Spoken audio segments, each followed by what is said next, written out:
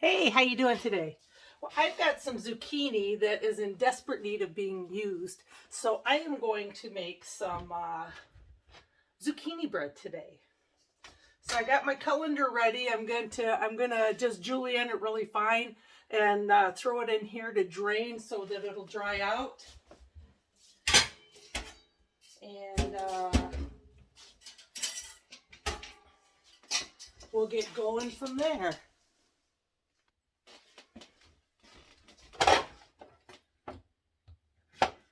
So I'm just cutting all the ends off of the zucchini.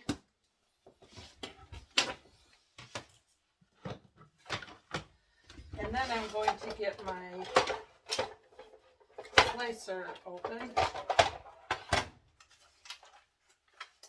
So for the julienne, we're going to go, well, I guess I shouldn't open that just yet. For the julienne, we're going to go down to here.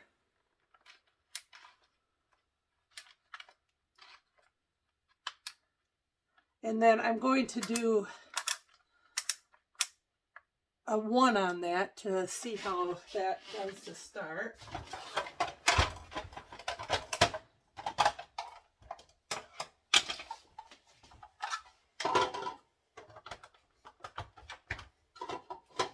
Snap that in there.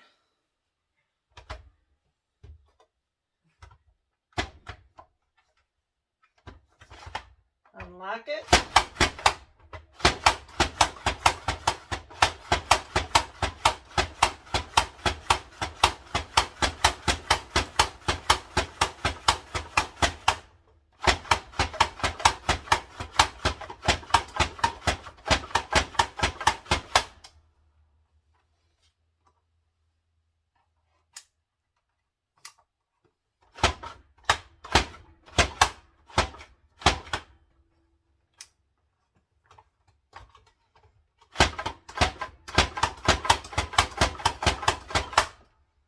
Okay, so that's pretty fine.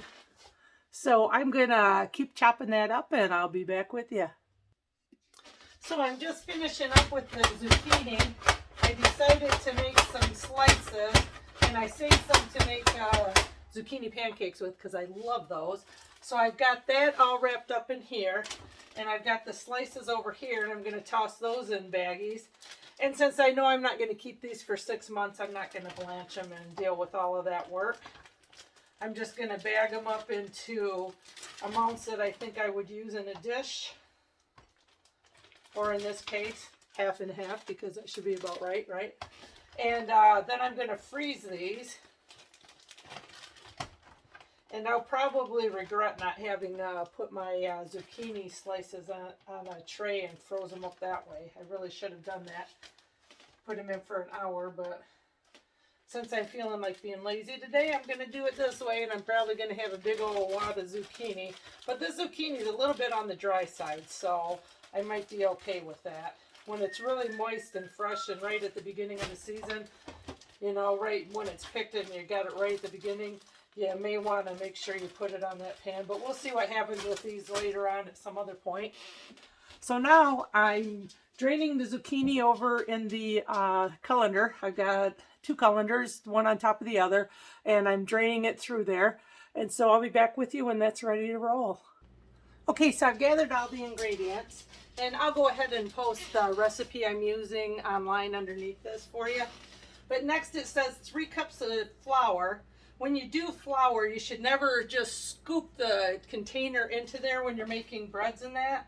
You really need to use a spoon or one of these really cool scoops. And you pour it in lightly because you need air in there. If you don't have air in there, then it's going to be too dense. And if you're getting a lot of dense bread, that's probably what's going on with it.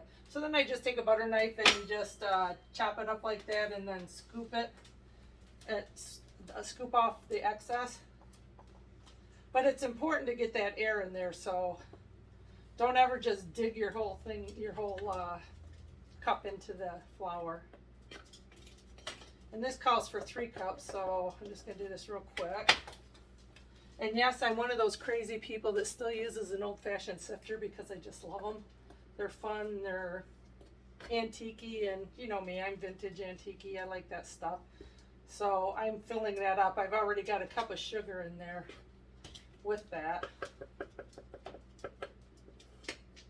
So there's my 3 cups of flour. Let's move this back. Move this forward. Here's my last third of a cup of sugar that goes in. And then the spices, I got those all measured out with this really cool teaspoon measure that Pampered Chef makes and I love. And these are the 1 cup cups that they make. And they're really great for cooking. You get everything all prepped in. I'm like, all the little spices I need are in there. So I'm just going to toss those into here. And from the looks of it, possibly a little bit of it out on the mat. So let's put all that in there. Let's see if we can scoop that up. There we go. Now I'm going to come over here to the bowl. And I'm just going to sift all this together in here.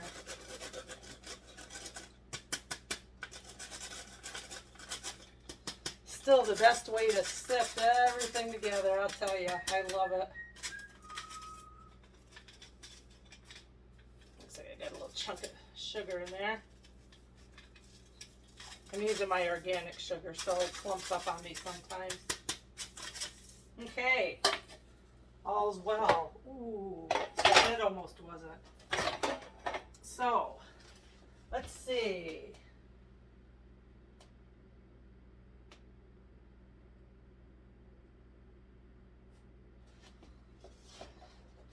Now we're going to add the eggs and the vanilla, which I have over here. I kind of messed up. I was supposed to put the sugar in this one too. I didn't pay attention. I forgot what I was doing there. But anyways, it's all good. Who cares? It all works. So these are the silicone bowls that Tupperware makes. This is the Tupperware whip.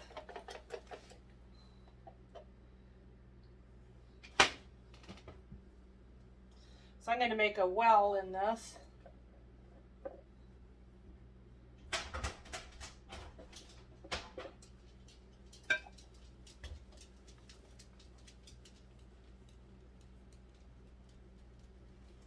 And get this mixing up. And let's see, I need to add in the zucchini. They said I didn't have to use my mixer. I am pretty much not believing them because I use my mixer for everything. I think I would have preferred using my mixer. There's the melted butter. Another great thing about the Pampered Chef 1 cup measure cups, they're microwave safe, so you can put them in there. And this big bowl is the big bowl that Pampered Chef also makes. So as you can see, I'm adding a lot of my Pampered Chef products into everything I'm doing just to show you.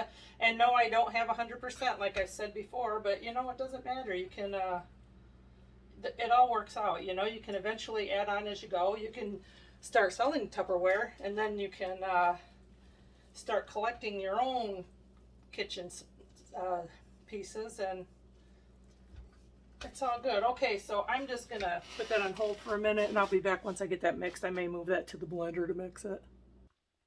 Okay, so since paying attention, reading, and focusing aren't my strong suit today, I kind of did this a little backwards. So the recipe will be there so you can do it the right way. Anyway, it's ready to go. I did have to call on the KitchenAid to finish it off because there's no way I was mixing that because I kind of messed up my orders and stuff. So anyways, I did get it all mixed up and it's ready to go though. So I'm going to throw it in here and set the timer, and I'll be back when it's ready. Okay, so I got done with the bread, and I got it over here on the Pampered Chef rack. I have to tell you, they don't make a better cooling rack than the Pampered Chef rack. These are amazing. They're durable, they're strong, they hold a lot of weight because I have a tendency to overpack mine when I'm doing some baking and stuff. And these are really nice. So I got it all done. Let me pull it over here. It's still just a little bit too warm to cut yet. But I just wanted to show you that. While that was going on, I was using the herb keeper to do my asparagus. This holds water in the bottom of this. You're supposed to hold it by that bottom piece because it can fall off. But I'm going to put this on and then put it in the refrigerator. But that's another really cool Pampered Chef item.